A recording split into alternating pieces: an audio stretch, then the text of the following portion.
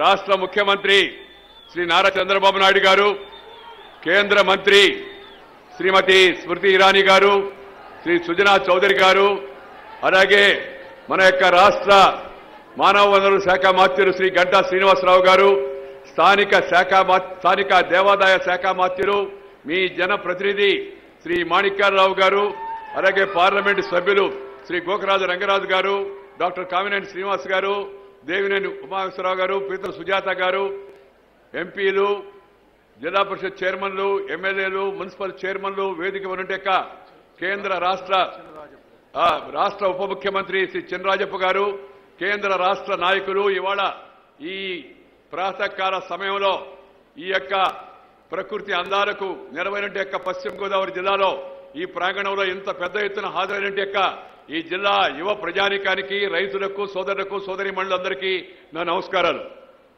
కొంతమంది చెప్తూ ఉన్నారు, మొన్న ఎవరో ఆయన చెప్పాడు, అవి చదివిన తర్వాత నాకు అప్పుడప్పుడు మనసులో ఒక్కోసారి బాధేస్తుంది, వెంకయ్యనాయుడిని అడ్డుకుంటాం రాకుండా అని. నాకు అభ్యంతరమే లేదు.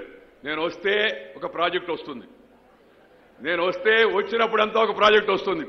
నేను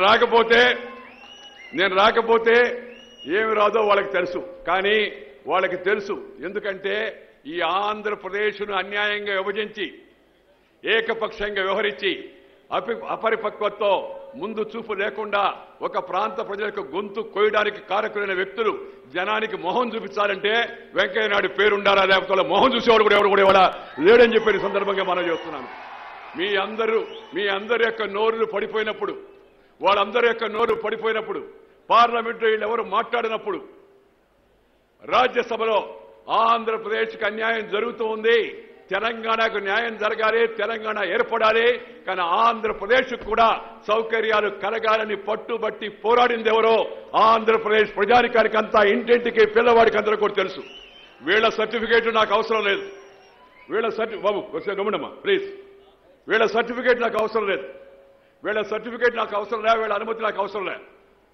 వీళ్ళు మాట్లాడే మాటలతో వీళ్ళు గడ్డి బొమ్మలు తగలబెడితే, లేకపోతే వీళ్ళు నిరసనలు తెలియజేస్తే దాన్ని లెక్క చేసే వ్యక్తిని కాదు నేను. ఎందుకంటే నేను ఈ రాష్ట్రం నుంచి ఎంపీగా ఎన్నిక కాల, భవిష్యత్తులో కూడా నిలబడను. కానీ అన్యాయం జరుగుతోంది తెలుగు ప్రజలకు. ఒక పక్క ఒక వాడికి న్యాయం జరుగుతుంటే ఇంకో పక్క ఇంకోటికి అన్యాయం జరగకూడదనే ఉద్దేశంతో ఆ రోజు పార్లమెంటు తలుపులు మూసి దూరదర్శన్ యొక్క ప్రసారాన్ని ఆపివేసి అందరినీ కూడా నోరు మోయించి లోక్సభలో పాస్ చేస్తే దాన్ని అడ్డుకొని నిలబడింది రాజ్యసభలో. ఎందుకంటే ఈ ప్రజానికానికి కూడా మేలు జరగాలని, ఓట్ల కోసం కాదు,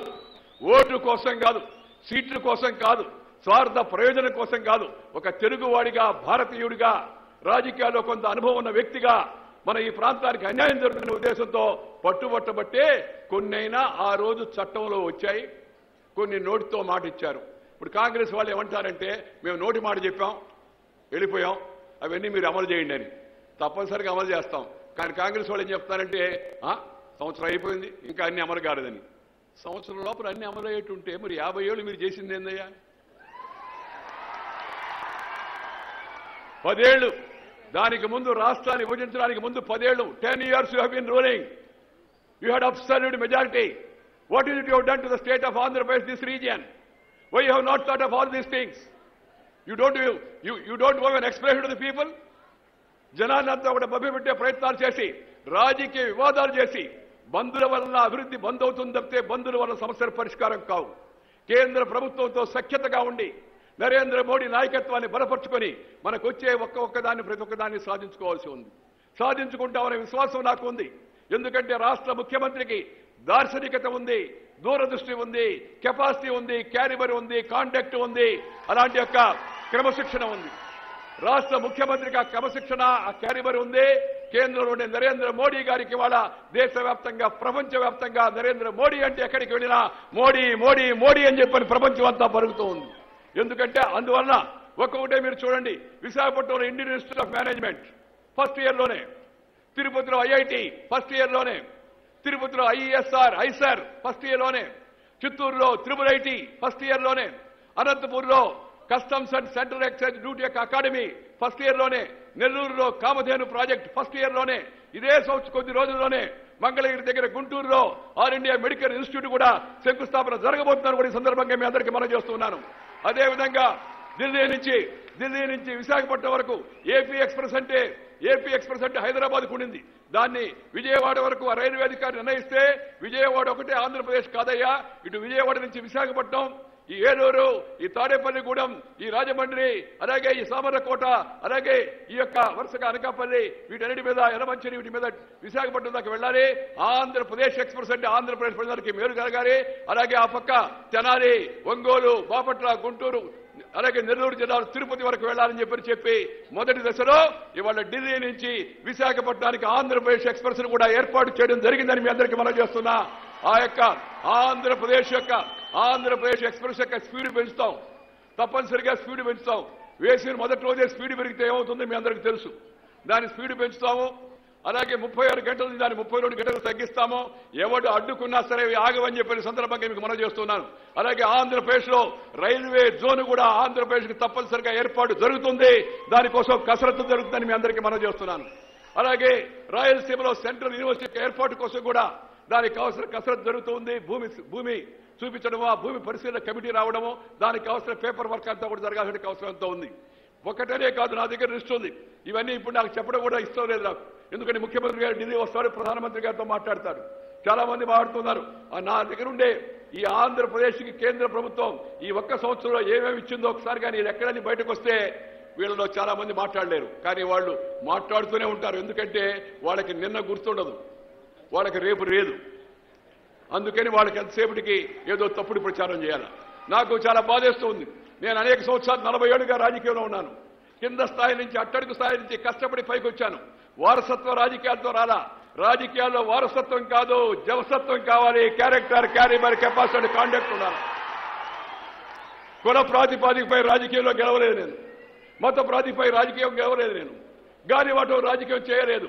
పుట్టినప్పటి నుంచి అదే పార్టీలో ఉన్నాను, అదే పార్టీలో చస్తాను కూడా. వీళ్ళలాగా కాకుండా వీళ్ళందరూ చేసేది ఒక నీతికి, ఒక నిజాయితీకి, ఒక సిద్ధాంతానికి, ఒక కార్యక్రమానికి, ఒక ఆదర్శానికి, ఒక లక్ష్యానికి, ఒక గమ్యానికి కట్టుబడి పనిచేసేట రాజకీయ పార్టీలో పుట్టాను, రాజకీయ పార్టీలో పెరుగుతాను. అదేవిధంగా రాజకీయం చేస్తామని చెప్పి మీ అందరికీ మనం చేస్తున్నాం.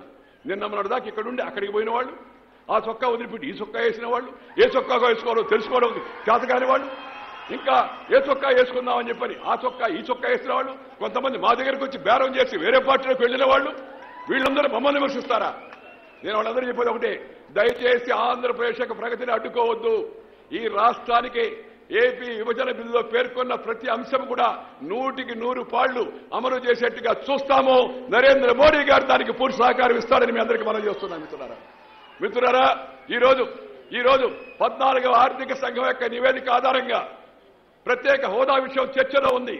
దాని ఒక తుది నిర్ణయం కావాలంటే అనేక రాష్ట్రాలు కోరుతూ ఉన్నాయి. దానిపైన చర్చ జరుగుతుంది. ఆ చర్చ పూర్తయిన తర్వాత దానిపైన తుది నిర్ణయం తీసుకుని ఆంధ్రప్రదేశ్కి ఏమాత్రం అన్యాయం జరగకుండా అభివృద్ధి పదంలో ఆంధ్రప్రదేశ్ ను అగ్రభాగంగా నిలబెట్టేందుకు అన్ని విధాల ప్రయత్నం చేస్తామని చెప్పిన సందర్భంగా మీ అందరికీ మనం చేస్తున్నాను. నేను ప్రజలను కోరేది ఒకటే, అందరూ మనుషులు. కానీ అలాంటి తప్పుడు మాటలు చూస్తే, చౌకబారు మాటలు చూస్తే, ఏకవచన ప్రయోగాలు చూస్తే మనసులో సహజంగా బాధ కలుగుతుంది. స్వార్థం అనేది లేకుండా ఆ రోజు చూస్తూ అన్యాయం జరుగుతున్నప్పుడు చూస్తూ ఊరుకుండలేక మాట్లాడినందుకు అప్పుడు ఎందుకు మాట్లాడి వెంకయ్యనాయుడు అప్పుడు మారకపోతే నీకు దిక్కే లేదే, నీ మొహం చూసేవాడు లేడే, నేను అడిగేవాడే లేడే, నువ్వెందుకు మాట్లాడలేదు, మీరెందుకు మాట్లాడలేదు సమాధానం చెప్పబడుతున్న ఈ పార్టీ అన్నింటినీ వాళ్ళ దగ్గర సమాధానం లేదు. అందుకని మిత్రులారా, నాకు వాళ్ళతో పేచీ కాదు. ఎందుకంటే వాళ్ళు నా స్థాయిలో లేరు, నేను వాళ్ళ స్థాయికి పోదలుచుకోలేదు. కానీ ప్రజలకు తెరవాల్సి ఉంది ఏం జరుగుతుందని. ఇప్పుడే చెప్తున్నాడు శ్రీనివాసరావు, చెప్తున్నాడు ఢిల్లీకి ఆంధ్రప్రదేశ్ నుంచి చిన్న విషయం కానీ పెద్ద విషయం కానీ ఎప్పుడు ఎవరు వచ్చినా వాళ్ళు ఏ మంత్రితో కలవాలన్నా నా దగ్గరికి వస్తే వాళ్ళకి దారి చూపించి ఆ మంత్రి దగ్గరికి పంపించడం కాదు, ఆ మంత్రిని నా దగ్గరికి పిలిపించి నా కార్యాలయంలో వాళ్ళకి ఏం పని ఉందో కావాలని కనుక్కోవడం ఈ ప్రయత్నాలను చేస్తూ ఉన్నాం. ఆంధ్రప్రదేశ్ చేస్తున్నాం, తెలంగాణకు చేస్తాం. నాకు ఆ భయం కూడా లేదు ఆంధ్రలో ఉండి తెలంగాణ గురించి మాట్లాడతాడని. ఆంధ్ర అయినా తెలంగాణ అయినా మనమంతా తెలుగు వారమే అనేక భావన కలిగిన జాతీయ పార్టీలో ఉన్న వ్యక్తిని నేను చెప్పి అందరికీ మనం చేస్తా ఉన్నాను. ఏ ఎండకా గొడుగు బట్టి, ఏ గాలికా జెండా ఎత్తి ఇప్పుడు ఏ పార్టీ బాగుంటే ఆ పార్టీలో దూరి దాన్ని కొబ్బలు ఉంచి కాళ్ళకు దండం పెట్టి కాళ్ళు పట్టుకుని లాగేట సంస్కృతి కలిగిన వ్యక్తులకు ఇతరుల గురించి మాట్లాడేట నైతిక హక్కు లేదని చెప్పిన సందర్భంగా మీకు మనం చేస్తున్నాం. మిత్రులారా, ఒక దురదృష్టం ఏంటంటే ఇవాళ 50 ఏళ్లుగా దేశంలో పాలిటిక్స్ ఆఫ్ పావర్టీ జరిగింది. ఇప్పుడు నరేంద్ర మోడీ గారు అజెండా మార్చాడు. What we need is not politics of poverty, we need politics of development. అభివృద్ధి కావాలా, అభివృద్ధి కావాలా, వేగవంతోటికి అభివృద్ధి కావాలా. ఇవాళ మోడీ గారు అందుకే దేశంలో సంపద సృష్టించే ప్రయత్నంలో ఉన్నాడు. ఈ వాంట్ టు క్రియేట్ వెల్త్, ఈ want to create wealth so that wealth can be distributed. చాలా మంది చెప్తున్నారు పంచాలా పంచాలా, అది పంచాలా ఇది పంచాలా. పంచాలంటే ముందు పెంచాలి కదా. పెంచకుండా పంచితే ఏమవుతుంది? పంచ మాత్రం మిగులుతుంది. పెంచకుండా పంచితే పంచ మాత్రం మిగులుతుంది. ఇవాళ అప్పులు బిగించిపోయారు చంద్రబాబు నాయుడికి. కాంగ్రెస్ నాయకులు ఆంధ్రప్రదేశ్ ను పరిపాలించిన పాత తరం అంతా కలిపితే 80,000 కోట్ల రూపాయలకు పైగా అప్పు వచ్చింది. రాజస్థాన్కి 2,30,000 కోట్ల అప్పు ఉంది. తెలంగాణకు అప్పు ఉంది. ఇవన్నీ ఎవరి కారణం? ఇవన్నీ మోడీ గారు ఇప్పుడు చేస్తుందంటే రూపాయిని బలపరిచి అభివృద్ధిని పెద్దపీట వేసి పెట్టుబడులు వచ్చేట్టుగా చూసి ప్రపంచం అంతా ఇండియా వైపు చూసేట్టు చూసి ఇండియాలో ఉండే శక్తియుక్తులను కూడా ప్రోత్సహించి విద్యా సంస్థలు ఏర్పాటు చేసి శిక్షణ సంస్థలు ఏర్పాటు చేసి వాతావరణాన్ని అనుకూలం చేసి దేశాన్ని ముందుకు తీసుకెళ్లే ప్రయత్నం మోడీ గారు చేస్తున్నారు. కానీ దురదృష్టవశాత్తు ఆ ప్రయత్నాలకు సహకరించాల్సిన వారించి వాటికి అడ్డుకట్ట వేసి పార్లమెంటును జరగనీయకుండా అభివృద్ధి పథకాలకు అడ్డుకట్ట వేస్తూ దేశాభివృద్ధికి అడ్డుకట్ట వేసే వాళ్ళ గురించి ఆలోచించవలసిగా మీ అందరికీ మనం చేస్తున్నాం మిత్రులారా. మోడీ గారు 3 years మంత్రా ఇచ్చాడు, స్కిల్, స్కేల్ అండ్ స్పీడ్ అని. స్కిల్, స్కేల్ అండ్ స్పీడ్ కావాలి. ఆ స్కిల్ కోసమే ఎన్ఐటి, హైయర్ లెర్నింగ్ కోసమే ఎన్ఐటి. వీటి ద్వారా మన తెలివిని పెంచుకోవాలి. ప్రపంచం అంతా కూడా ఇవాళ ఇండియా వైపు చూస్తూ ఉంది. అమెరికా అధ్యక్షుడు బరాక్ ఒబామా చెప్పాడు నరేంద్ర మోడీ గురించి, రాక్ స్టార్, ఇది వరల్డ్ రాక్ స్టార్ అని చెప్పి నరేంద్ర మోడీ గారి గురించి చెప్పాడు. పుటిన్ చెప్పాడు is the hero of the people అని. పుటిన్, రష్యా అధ్యక్షుడు పుటిన్ చెప్పాడు.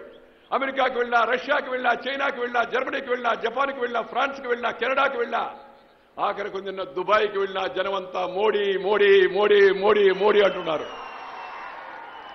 ఇది భీమవరం బహిరంగ సభ కాదు, లేకపోతే గుంటూరులో జరిగిన బహిరంగ సభ కాదు, విశాఖపట్నం సభ కాదు. జనమంతా మోడీ మోడీ మోడీ అనడానికి వాళ్ళందరూ భారతీయులు కాబట్టి.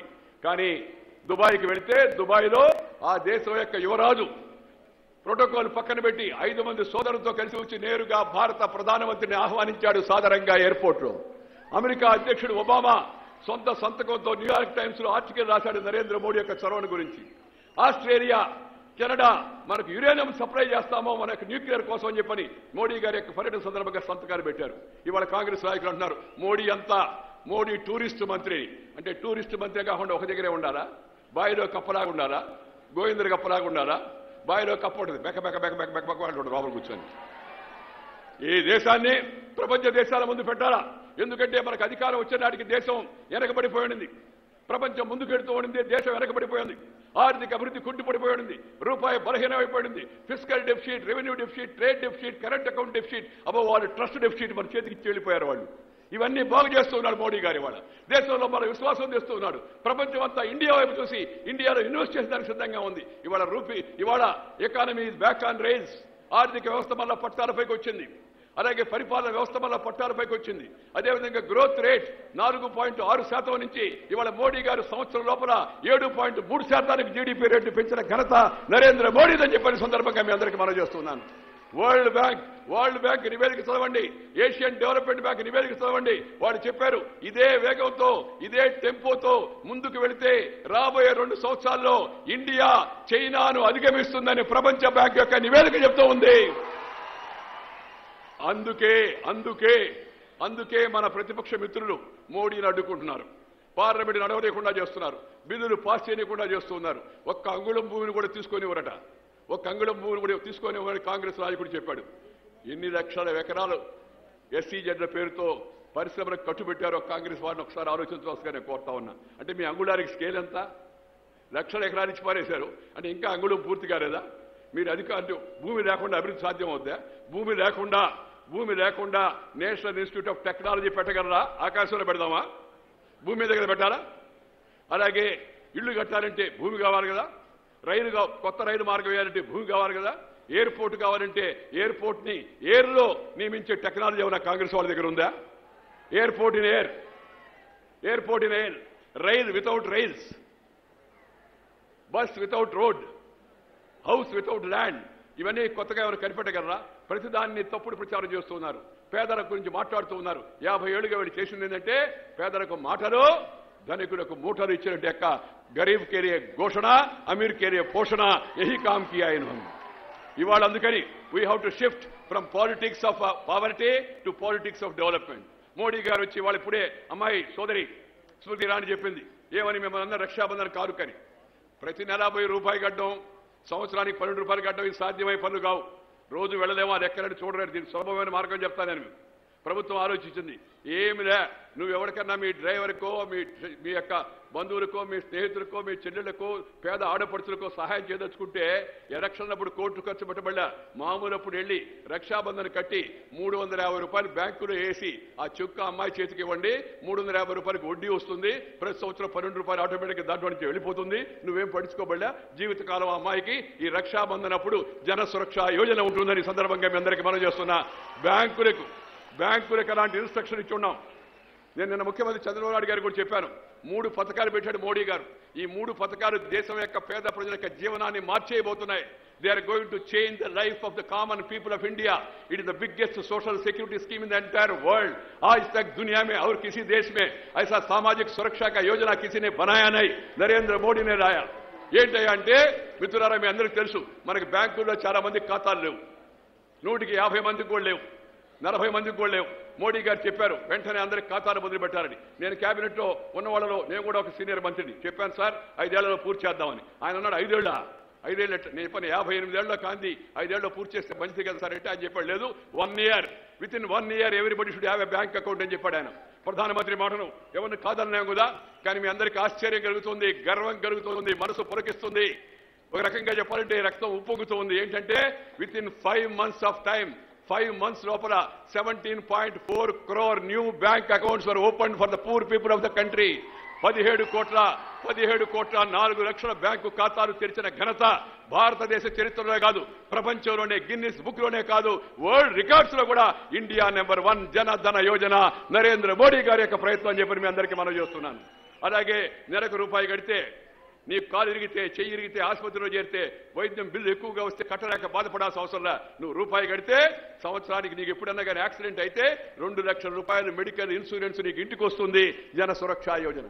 అదే కాదు జనశ్రీ బీమా యోజన, రోజుకు 90 పైసలు కట్టు, 90 పైసలకి బీడీ కూడా రాదు, సరిగా పాన్ కూడా రాదు, 90 పైసలు జమ చేయి, సంవత్సరానికి ₹330 కడితే నీకు జీవిత బీమా 2 లక్షలు వస్తుంది. ఈ 330 ఆ ₹12 కడితే అంటే ₹342 కడితే నువ్వు కానీ కట్టగలిగితే దానికి నీకు 4 లక్షల బీమా సౌకర్యం వస్తుంది. ఇంతకన్నా పేద ప్రజలకు సౌకర్యం ఇంకేముంటుందో ఆలోచించవలసిన మీ అందరికీ మనం చేస్తున్నాం మిత్రులారని. అదే కాదు ఇంకో మాట చెప్పాడైనా, అటల్ పెన్షన్ యోజన, రైతులు, వ్యవసాయ కార్మికులు, చేతివృత్తుల వాళ్ళు, రిక్షా వాళ్ళు, ఆటో వాళ్ళు మీరు కానీ నెలకి ₹42 ఆదా చేసి కట్టగలిగితే అటల్ పెన్షన్ యోజన వాజ్పేయి గారి పేరుతో మీకు 60 ఏట వచ్చే నాటికి పని చేయలేకపోయిన నాటికి ₹1000 పెన్షన్ వస్తుంది.